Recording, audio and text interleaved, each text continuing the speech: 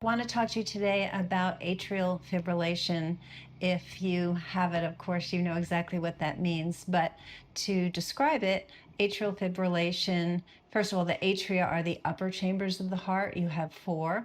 And basically, it's a rhythm problem. So you get a fluttering of the heart. The classic atrial fibrillation, also condensed down to be called AFib. You can have dizziness, lightheadedness, and fatigue, shortness of breath, chest pain. And it tends to sort of come out of nowhere. It can last for hours, days, weeks, and when it becomes chronic, then that's when it's troublesome, and there's various medical procedures that address it. But the reason I wanted to bring it up today, especially correlating with hiatal hernia, is that there's two types of AFib, and there's one type that's much more misunderstood.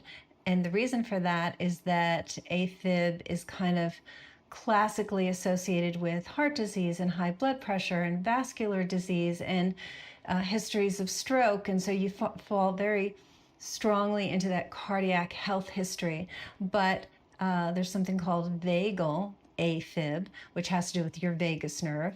And if you follow my channel at all, you know that the vagus nerve is very irritated with hiatal hernia. So the vagal AFib often starts in 40s or 50s, typically healthy people. By the way, it's 4 times more common in men than in women.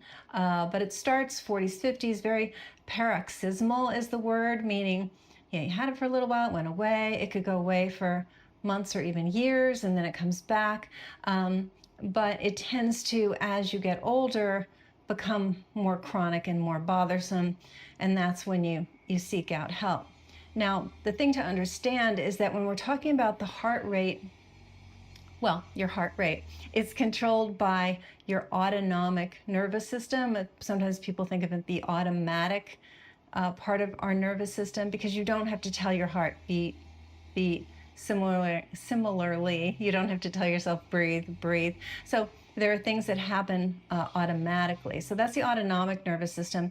And then it has 2 branches. So there's the sympathetic, and you've heard of that. That's the fight or flight. So you kind of revved up and you've got a lot of adrenaline.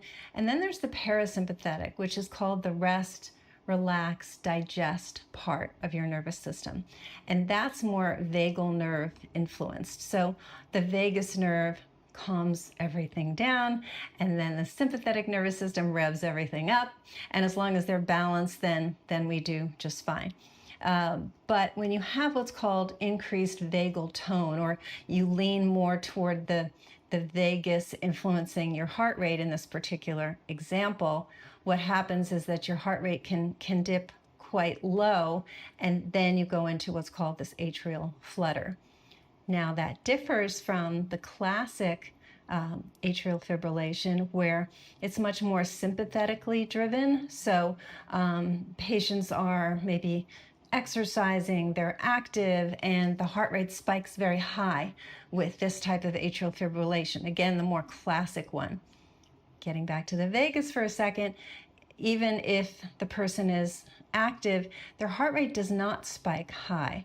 As a matter of fact, as I said, when they're sort of resting or relaxing, it goes very low. So they're very, very different, but I've noticed, because we work so much with hiatal hernia syndrome, and hiatal hernia syndrome is associated with vagal interference and vagal kind of inflammation, if you want to call it that we do very well with patients with AFib, getting them handled.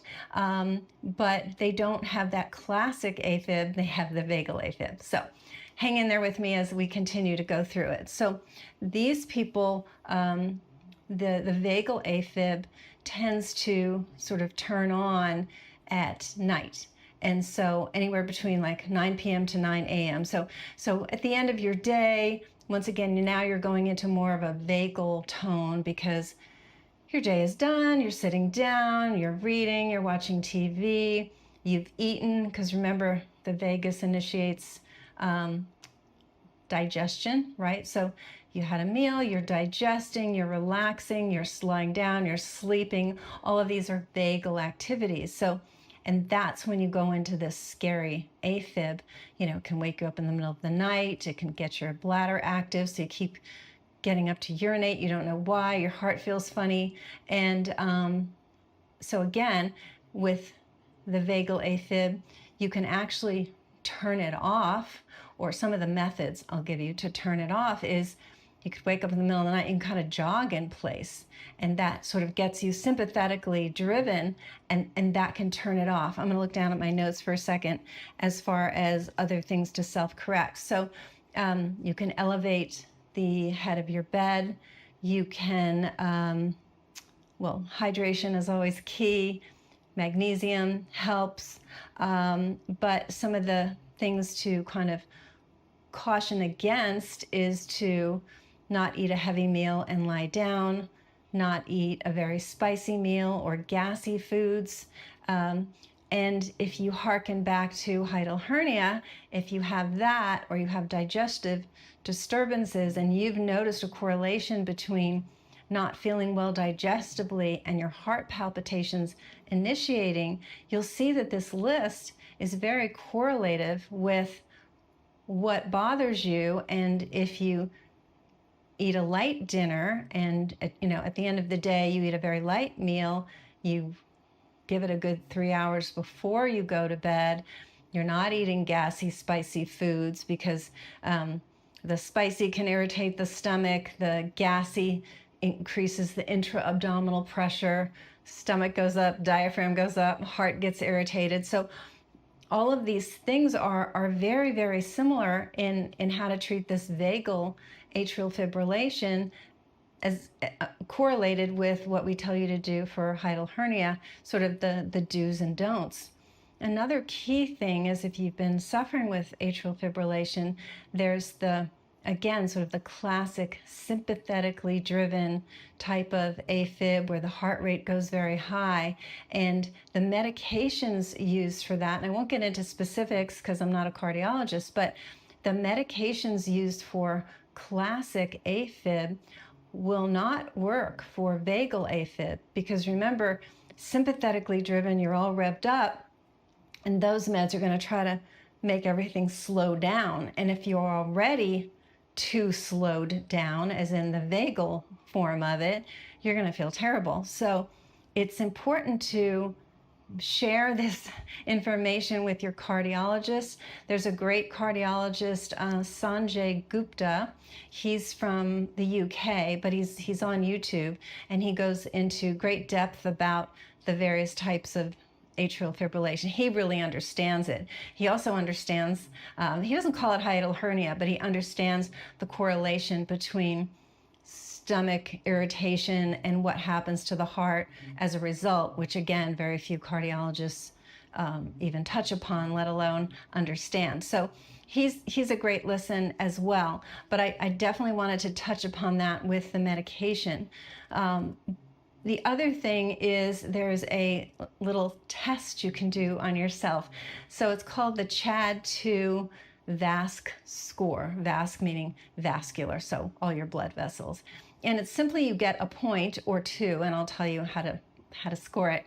But so CHAD, C-H-A-D, and then the V. So C is congestive heart failure. So you would get a point if you've been diagnosed with congestive heart failure. The H is for hypertension. So if you've been diagnosed with high blood pressure, you would get a point for that. A is age. So there really is a correlation of as you get older, higher risk for AFib. So if you are 65 to 75, you get a point. If you're over 75, you get 2 points. And then the D is diabetes. So if you've been diagnosed with that, and then the V is for vascular disease. So you can just kind of add that up. And if you have 0 or 1, it's 0 is low risk, meaning do you need medication to anticoagulate, which means have clots not form.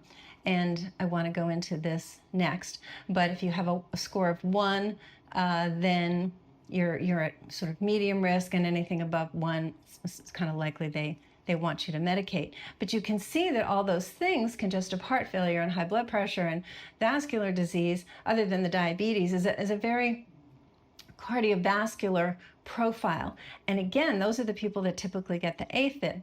But you might be saying, I'm not that person. I have AFib and I'm pretty healthy and I don't have any of those issues. And so for you, especially if you've noticed, I'm not sure if I mentioned bending over, but bending over aggravates you.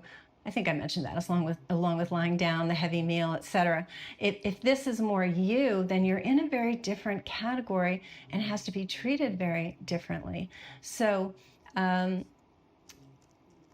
yeah, I wanted to make sure you understood that distinction, because it's hard enough experiencing this, and it's stressful enough without adding a medication that, you know, sort of classically you fit into the category based on your symptoms, but when you have a different type, and that is this vagal AFib. So why is it that treating hiatal hernia helps this type of AFib? Is because with hiatal hernia, your stomach is compressed and it pushes up on your diaphragm, and then so we have the stomach, we have the diaphragm, and then right above that we have the heart. So they're very close anatomically speaking. And so as the stomach elevates and pushes up on the diaphragm and it elevates, then the two of them kind of get in the way of the heart, and the heart can palpitate in various ways. So people call it heart palpitations, they call it flip-flopping. You know, it's a lot of different descriptions that patients use, but they can also go into an AFib. And remember, we keep talking vagal, vagal, vagal. So where does that come in? Is that as that stomach compresses and gets pulled up, it's putting pressure on the base of your esophagus, which is the tube that connects your mouth to your stomach. And at the base of that esophagus, the vagus nerve wraps around it like a web. So that pressure of the stomach up on the esophagus irritates the vagus, and you can get the AFib symptoms due to that. So it can be very tied into digestion, increased intra-abdominal pressure, all the things that we see with hiatal hernia syndrome. So we have, for a very long time, had patients get rid of their AFib by going through the program and handling their hiatal hernia syndrome. And yet clearly there were other types of AFib that didn't fall into that category. So it really is this discussion and understanding that AFib can be driven either by the sympathetic nervous system or the parasympathetic, otherwise known as the vagal part of your autonomic nervous system. And that's how you get to these symptoms. So while the triggers I mentioned and kind of the handlings I mentioned are very good, of course you want to get to the root cause and really fix it completely for you. So if you feel like you're in this category, then we'd be delighted to help, of course. We treat patients all over the country, so we can do a consultation, find out if you're a good fit or not. If you're not a good fit, we'll tell you. We absolutely value your time and your commitment, and you know, we're very wedded to your success. So if it's not something we think we can help, we will let you know that.